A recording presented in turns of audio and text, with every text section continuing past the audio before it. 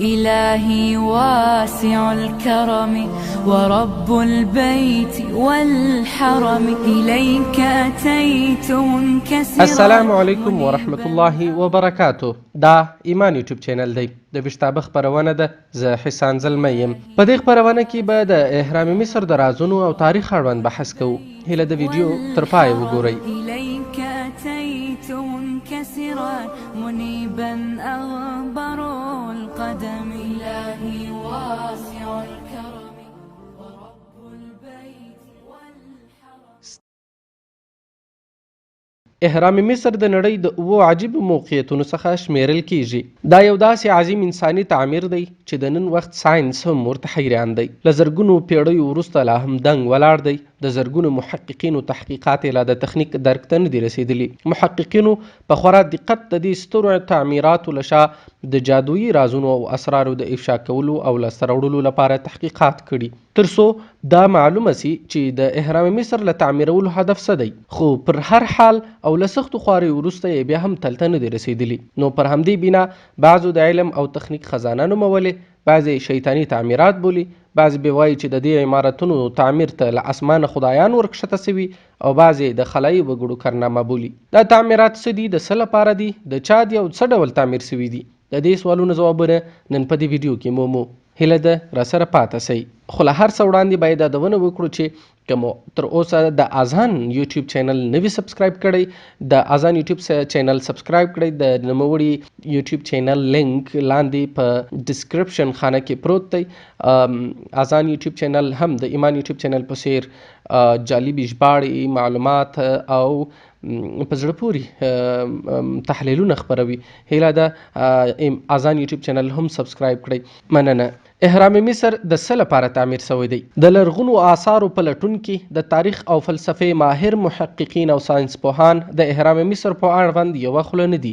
یوه ډله وایي چې دا ستر عمارتونه د فرعونیانو هدیرې دي، ځکه پخوا مصریانو دا عقیده لرل چې که یو کس مړ سي او جسد یې وژغورل سي وروسته بیا راژوندی کیږي. پر همدې اساس به دوی د فرعوني شاهانو جسمونه له مم کولو وروسته په دغه تعمیراتو کې ساتل، تر څو په خورا محفوظ حالت کې اوږد خوب وکړي. دغو مصریانو به د خپل دغه معتبر غړي له جسم سره د هغه مینځي سره او سپین زر او نور مهم اسناد هم ښخول، تر څو که کوم فرعونی له یاد قسم خوبه را بیدار سي نو به یې ټول ملکیت هم ورسره وي. بعضې بیا ردوي، هغوی وایي چې هیڅوک پر قبرونو دومره غټه خواري نه کاږي. هغوی باور لري چې دا ستر عمارتونه او عمارتونه اصلا د بیلۍ نه برق برېښنا کوټونه دي چې د نړۍ مختلفو ځایونو ته د لاینونو او تار پرته برېښنا انتقالولی سي. دوی خپله دعیه په انبار ساینسي دلایلو وړاندې کوي.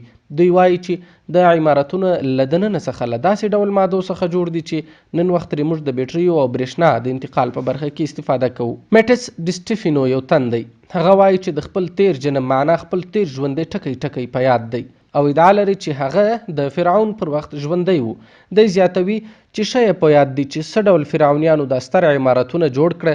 دی وایي چې دا اهرامونه یوازې د دې کورې یعنې ځمکې د خلکو ټکنالوژي نه وه، بلکې دا ټکنالوژي دوی له ګڼو نورو سیارو هم را انتقال کړې وه. همداراز یې هلته په هغو سیارو کې هم دا ډول عمارتونه تعمیر کړي وه، ځکه د ده په باور دا عمارتونه زموږ او هغوی ترمنځ د ارتباط خادې وې.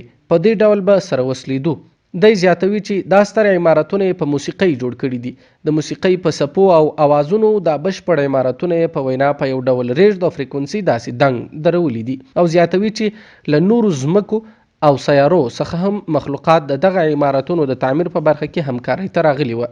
میټس زیاتوي چې دا درنې خښتې یې د الوتکو په مټ نه دي پورته کړي، بلکې د هر څه یې د برېښنایي توکو په مټ ورپورته کړي دي چې د انیروبا او مقناطیس جمع اوبو څخه ترکیب وه. دی زیاتوي چې اهرامونه په نړۍ کې د کمپیوټرونو د ارتباط د ستر جال یا نیټورک په څیر وه.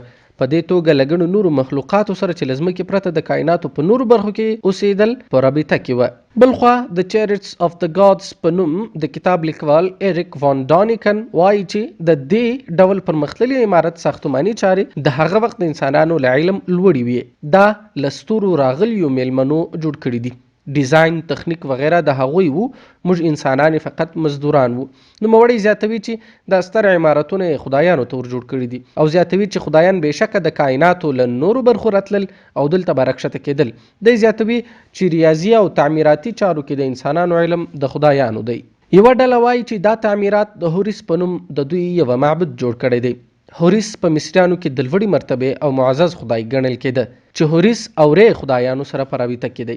باید یادونه وکړو چې د فرعون ملعون به له مرګ وروسته هم عبادت کېده او دا خبره به کېدل چې هغه په اوسیریس خدای بدل سوی دی.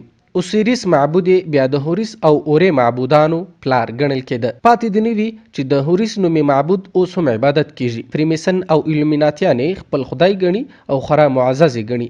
دوی عقیده لري چې کله چې دوی د نړۍ د ټولو وګړو په نظر کې د ساتلو قابل وګرځي نو د دې هوریس معبود سترګه به له دې احرام څخه ورته راڅرګنده سي او په تعقیب به یې نړیوال حاکمیت اعاده سي، یعنی د نړیوال کلیوالتوب له حاکمیت وروسته به یې معبود له احرامونو خروج راکوي او په قیادت کې به یې پوره نړۍ نیسي. مسلمانان دغه یو سترګې کس ته دجال وایي. د احرام مصر په اړوند داسې او دې ته ورته په زرګونه خندونکي دروغجنې خودساخته او ساینسي تیورۍ موجودې دي، خو هیڅ چا لا تر اوسه په خپل علم او عقل د دې عمارتونو د تعمیر وجوهات نه دي کشف کړي. کوم نظریات چې موجود دي نامعقول او انتهایی خندونکي دي. په مصر او ټوله نړۍ کې د بعضو په ان 113 احرامونه چې تر اوسه کشف شوي دي سته، خو بعضې بیا وایي چې کابو 8000 عدد دا ډول نایاب تعمیرات موجود دي چې د سټلایټ او نورو تخنیکي وسایلو په مټ بعضې په ځنګلونو دریابونو کې، بعضې د ځمکې په تل کې، بعضې یې له ریګو او اور لاندې کشف شوي دي. دوی په انټرارکټیکا، سربیا، د هوندوراس، ګواټمالا، ال سالوادور، بیلیز او مکسیکو په ځنګلونو کې سلګونه احرامونه موندلي. ویل کېږي یوازې په چین کې کابو 200 دا ډول احرامونه موندل شوي دي او په خورا ډیرو هیوادونو کې موجود دي. د نړۍ د نورو احرامونو په اړوند به بیا ورغږیږو، خو نن باید د نړۍ د تر ټولو مطرحو او غټو احرامونو اړوند بحث وکړو. د مصر احرامونه چې تقریبا له نن کابو 9.5 کاله وړاندې تعمیر شوي دي، تعمیر 20 کاله وخت ونیو، 24 ساعته، 20,000 کارکوونکو او د بعضو په حواله 100,000 کارکوونکو پر دې سترې پروژې کار کوو. یوازې غزې ته سیر مه احرام پر 13 ایکړه مځکه پروت دی، 481 فوټه جګ، 6 میلیونه ټنه دروند دی.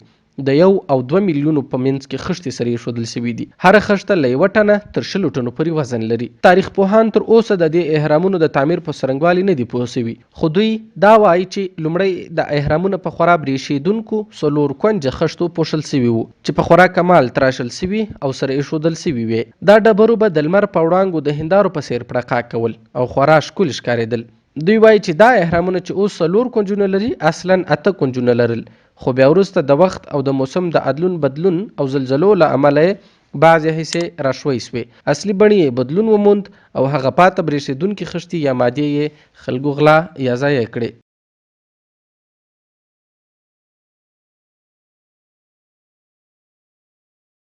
اسلام د هر سخت او عجیب سوال جواب دی. د نورو سختو سوالونو په راز د دې سوال تحقیق هم په اسلامي علمي ذخیره کې مومو. په دې اړوند د علماو یوه رایه دا ده چې دا عمارتونه حامان د فرعون په امر په اور له پخوسو خښتو جوړ کړي دي. د قرآن کریم په سورة القصص کې الله جل جلاله د دغه عمارتونو د تعمیر راز، څرنګوالي او لامل ته په اشاره فرمایي او بیا فرعون وویل چې ای ملکانو، زه له ځان پرته تاسو ته بل خدای نه پیژنم. شنو ای حامانه، ته زما لپاره خاوره په اور کې پخه کړه او زما لپاره خورا جګه ودانۍ بنا کړه تر څو ور وخېږم او د موسی د رب معلومات وکړم. خو بله رایه هم شته. بعضې علما وایي چې په دې آیت کې هغه عمارتونه دا نه دي. دوی د سورة الاعراف د 114 او 119 او ګڼو نورو آیتونو څخه استدلال کوي او وایي چې د فرعونیانو دنګ دنګ عمارتونه او ښارونه د هغوی د سرکشۍ او تکبر له امله له الهي قهر سره مخ سوه، پر ځمکه رانسکور کړه سوه او غرق سوه. نو ځکه دا عمارتونه د فرعونیانو نه دي، بلکې دا عمارتونه د قوم عاد اړوند دي او په دلیل کې د قرآن عظیم الشان ګڼ شمېر آیتونه چې پکښې د قوم عاد په ساختماني چارو کې د مهارت، په ډبرینو محلونو د فخر او د غټو محلونو له تعمیرولو یادونې شوي دي استدلالوي. قوم عاد جسمن خورا لوی وه، دوی په ساختماني چارو کې خورا ماهر وه. دوی به ځانونو ته له ډبرو کورونه جوړول، ان غرونه به یې تراشل او نقاشۍ به یې پکښې کولې. احرام مصر هم خورا له سترو خښتو جوړ دی، عجیب دی او په خورا مهارت جوړ شوی دی. زموږ په قد کوچنیو خلکو ته یې تعمیر ناممکن دی. نو د قوم عاد صفاتو، مهارتونو او عاداتو ته په کتو، عاداتو او د هغوی حجم او لویوالي ته په کتو، دا خبره هم د رد نه ده چې شاید دا عمارتونه د فرعونیانو نه وي بلکې د قوم عاد په لاسونو به جوړ شوي وي. والله اعلم. په دې توګه د نورو ټولو تیوریو او شیطاني وسوسو او دسیسو دروازه بنده سوه. نور نو سوال بې ځوابه نه دی پاته. د ټولو څېړنو او هر راز ساینسي او تاریخي تحقیقاتو نتیجه یوازې همدا ده. خبره دا ده چې یا خدای عمارتونه فرعون د موسی علیه السلام له رب سره د خبرو د سپینولو لپاره بنا کړي. د دې تعمیراتو انجینر حامان دی، په اور له پخو خښتو جوړ دی، چونکې ساینسي تحقیقاتو هم همدا ثابته کړې، یا خو قومیات جوړ کړي چې وروسته د الله رب العزت له لوري په قهر اخته سوه.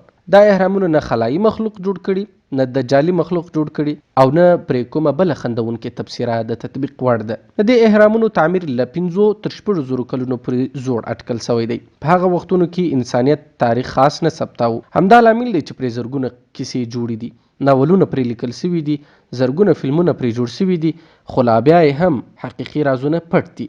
لا پرې افسانې جوړیږي، خو حقیقت قرآن په خورا روانو ټکو څرګند کړی. که هر څومره څېړنې او تحقیقات ترسره سي، فقط به د قرآن کریم ادعا ثابتوي. او بس. د ایمان یوټیوب چینل درنو لیدونکو، هیله ده دا خپرونه مو خوښه سوې وي. د ورته نورو نایابو معلوماتي انځوریزو لپاره د ایمان یوټیوب چینل کې د ویشتابه د برخې خپرونې کتلی سئ. همداراز زموږ یو بل چینل آذان یوټیوب چینل کې هم زموږ دغه ډول نایاب او په زړه پورې معلومات کتلی او سپړلی سئ. زه حسان زلمی مو پر یوه او رښتوني رب جل جلاله سپارم. السلام علیکم ورحمة الله وبرکاته.